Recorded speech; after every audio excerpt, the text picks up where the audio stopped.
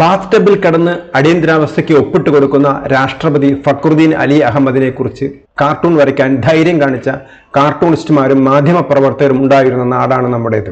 അതും പൗരന്മാർക്ക് ഭരണഘടനാപരമായി ഉണ്ടായിരുന്ന എല്ലാ അവകാശങ്ങളും എടുത്തുകളഞ്ഞ അടിയന്തരാവസ്ഥ കാലത്ത് തന്നെ അതിനെ എതിർക്കാൻ എണ്ണത്തിൽ കുറവെങ്കിലും മിടുക്കരും ആത്മാഭിമാനികളുമായ കുറച്ച് മാധ്യമപ്രവർത്തകർ ഇവിടെ ഉണ്ടായിരുന്നു.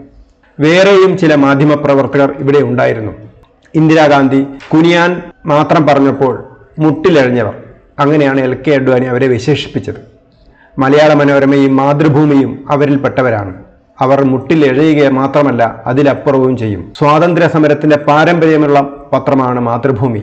മനോരമയ്ക്കാണെങ്കിൽ അത്തരം പാരമ്പര്യങ്ങളില്ല, അവർക്കുള്ളത് വേറെ പാരമ്പര്യങ്ങളാണ്. അടിയന്തരാവസ്ഥയിൽ എന്തൊക്കെ ക്രൂരതകളാണ് ഇന്ദിരയും മകൻ സഞ്ജയും കൂട്ടാളികളും നടത്തിയത്. സിദ്ധാർത്ഥ ശങ്കർ റായ്, ഹോം മേത്ത, വിദ്യാചരൺ ശുക്ല, പിന്നെ കുറേ പേരും. ഇന്ദിര പ്രതിപക്ഷ നേതാക്കളെയൊക്കെ ജയിലിലടച്ചു. പത്രസ്വാതന്ത്ര്യം കുഴിച്ചുമൂടി.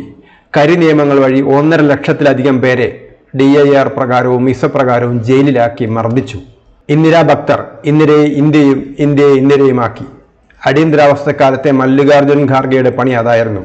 അയാളുടെ പേര് DK ബറുവ, ദേവകാന്ത് ബറുവ എന്നായിരുന്നു. പഴയ ഡൽഹിയിലെ തുർക്ക്മാൻ ഗേറ്റിൽ 100 കണക്കിന് മുസ്ലിങ്ങളെയാണ് സഞ്ജയ് ഗാന്ധിയുടെ ആൾക്കാർ നിർബന്ധ വന്ധ്യംകരണത്തിന് വിധേയരാക്കിയത്. തുർക്ക്മാൻ ഗേറ്റിൽ മാത്രമല്ല, ഹരിയാനയിലെയും UP യിലെയും മറ്റ് സംസ്ഥാനങ്ങളിലെയും നിരവധി ഗ്രാമങ്ങളിൽ വന്ധ്യംകരണത്തിന്റെ പേരിൽ ഈ നരനായാട്ട് നടന്നു. ഇന്ദിരയ്ക്ക് വേണ്ടി, ജനാധിപത്യത്തെ അട്ടിമറിക്കാൻ വേണ്ടി ഭരണഘടനാ ഭേദഗതികൾ നടത്തി. ജയിലുകളിൽ ആളുകളെ മർദ്ദിച്ചു കൊന്നു. കിസാ കുർസിക്ക എന്ന അമൃത നഹാത്തയുടെ സിനിമ തങ്ങളെ കളിയാക്കുന്നതാണെന്ന് തോന്നിയപ്പോൾ സെൻസർ ബോർഡ് ഓഫീസിൽ പോയി അതിൻ്റെ പ്രിന്റ് വരെ കത്തിച്ചു. കേരളത്തിലും അങ്ങേയറ്റത്തെ ക്രൂരതകൾ നടമാടി. കരുണാകരനും കൂട്ടരും അഴിഞ്ഞാടി. രാജനും വിജയനും അങ്ങനെ എത്രയെത്ര പേർ ജയിലിൽ കിടന്ന് മരിച്ചു. കേരളത്തിൽ പലയിടങ്ങളിലും പോലീസ് ക്യാമ്പുകൾ തുടങ്ങി. അവ മർദ്ദനമേളകളായിരുന്നു.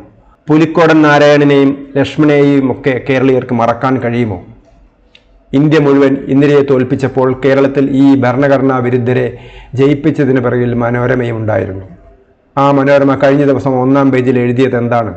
അപ്രതീക്ഷിതം, അടിയന്തരാവസ്ഥയെ അപലപിച്ച് സ്പീക്കർ, ചൂണ്ട കൊത്തിയില്ല എന്ന വെണ്ടക്ക അക്ഷരത്തിൽ. ഇത് പത്രപ്രവർത്തനമാണോ മനോരമേ?